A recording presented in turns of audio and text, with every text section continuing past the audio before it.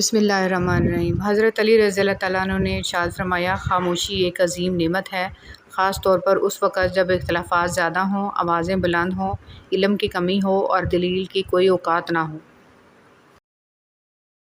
حضرت علی رضی اللہ تعالیٰ عنہ نے فرمایا، قیامت کی نشانی میں ایک نشانی یہ بھی ہے کہ جھوٹے لوگوں کی عزت ہوگی اور سچے لوگ ذلیل ہو رہے ہوں گے۔ شرک کے بعد بدترین گناہ اللہ کی مخلوق کو تکلیف پہنچانا ہے۔ زندگی میں اچھے اور برے دو طرح کے لوگ سے ہمارا واسطہ پڑتا ہے۔ اچھے لوگ ہماری طاقت بن جاتے ہیں اور برے لوگ ہمیں مضبوط بناتے ہیں۔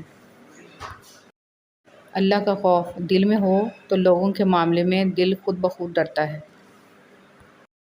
اس دنیا میں ہر تعلق ایک قیمت کا محتاج ہوتا ہے اور جس دن آپ وہ قیمت ادا کرنے سے انکار کر دیں گے وہ تعلق بھی ختم ہو جائے گا۔ انسان کی پہچان علم سے نہیں ادب سے ہوتی ہے، اس لیے کہ علم ابلیس کے پاس بھی تھا مگر ادب سے محروم تھا۔ رسول صلی اللہ علیہ وسلم نے فرمایا، بدگمانی سے بچتے رہو کیونکہ بدگمانی سب سے جھوٹی بات ہے، اور لوگوں کے رازوں کی کھود کرید نہ کیا کرو اور نہ لوگوں کی نجی گفتگو کو کان لگا کر سنو۔ نماز کبھی نہ چھوڑنا، یہ میرے نبی کی آنکھوں کی ٹھنڈک ہے صلی اللہ علیہ وآلہ وسلم۔ اللہ پاک آپ کے ایمان میں اضافہ فرمائے، خوش رکھے، پریشانیوں سے بچائے، کسی کا محتاج نہ کرے اور ہمیشہ اپنی پناہ میں رکھے، آمین۔ سونے کی چڑیا۔ امام غزالی رحمۃ اللہ علیہ فرماتے ہیں، اگر تمہیں ایسا دوست مل جائے کہ جس کی سیرت تمہیں اللہ کی یاد دلائے تو اس کی صحبت کو نعمت سمجھو۔ عقل مند کے لیے ایسی صحبت سونے کی چڑیا کی مانند ہے۔ حضرت علی رضی اللہ تعالیٰ عنہ نے ارشاد فرمایا، لوگوں کے غلام مت بنو جبکہ اللہ نے تمہیں آزاد پیدا کیا ہے۔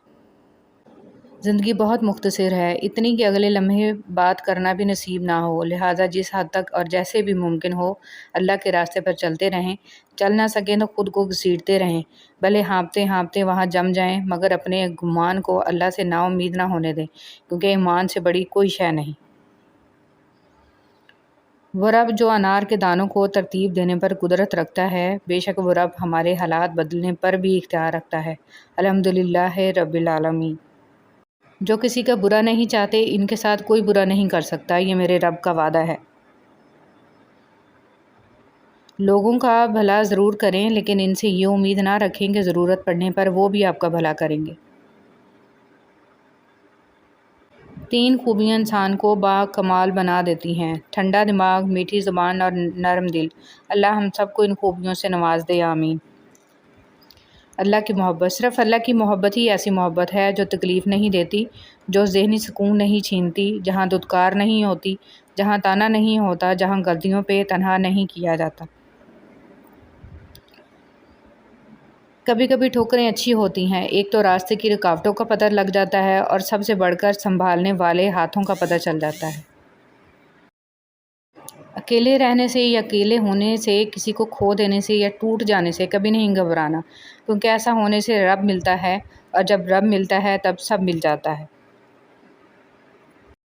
مکان پکا ہو یا کچا زندگی گزر جائے گی، لیکن ایمان پکا نہ ہوا تو قبر کی زندگی گزارنا مشکل ہو جائے گی۔ حضرت علی رضی اللہ تعالیٰ عنہ نے فرمایا، جو نماز عشاء کے بعد سورہ ملک پڑھتا ہے، اللہ اسے قبر کی سختی، موت کی تلخی اور جہنم کی گرمی سے محفوظ رکھتا ہے۔ اگر آپ کا پڑوسی دیوبندی، بریلوی، اہل حدیث، شیعہ، غیر مسلم یا کچھ اور ہے تو اس کا حساب وہ خود دے گا، لیکن اگر وہ بھوکا، تنگ دست اور پریشان ہے تو اس کا حساب آپ کو دینا ہوگا۔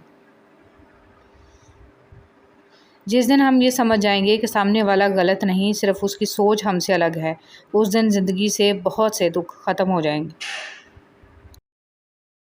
مخلص وہ نہیں جو منہ پر آپ کا ہو، بلکہ مخلص وہ ہے جو آپ کی پیٹھ پیچھے بھی آپ کا ہی ہو۔ عطا کرنے کے طریقے مختلف ہو سکتے ہیں، لیکن میرا رب دعائیں رد نہیں کرتا۔